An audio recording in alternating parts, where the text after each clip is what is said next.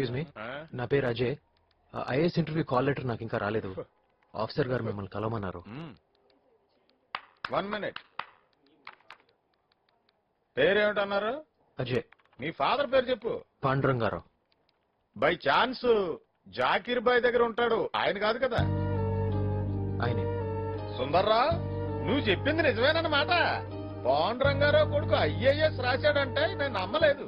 ఈ పాండురంగారావు ఏ పాండురంగారావు అనుకున్నాను. నిజమేనన్నమాట.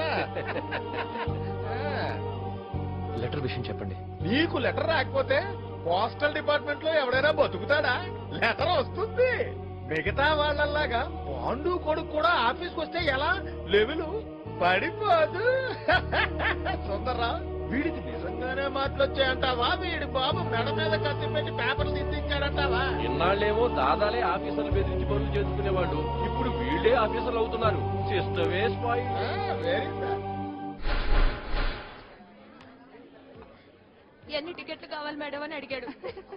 అది సరే గాని సమయం, నీ మ్యారేజ్ ప్రపోజల్ ఎక్కడి దాకా వచ్చింది? నన్ను చూడ్డానికి త్వరలో అమెరికా నుండి ఒక ఎన్ఆర్ఐ వస్తున్నాడు. ఎన్ఆర్ఐ సంబంధమా? కట్నం మీద ఇస్తున్నారే? అతనే వీళ్ళ డాడీకి 10 lakhs ఇస్తున్నాడంట. ఇంతకీ ఆ సూపర్ మ్యాన్ పేరేంటి? అజయ్. అజయ్? అజయ్. హాయ్. హాయ్.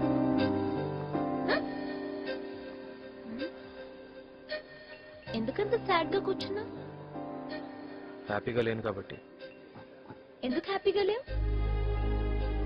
ఏదో జరిగింది, వదిలే. ఏం జరిగింది? చెప్పలేను. ఎందుకు చెప్పలేను, అంతే. ఏంటి మధ్య జిమ్ దగ్గర కనిపించట్లేదు?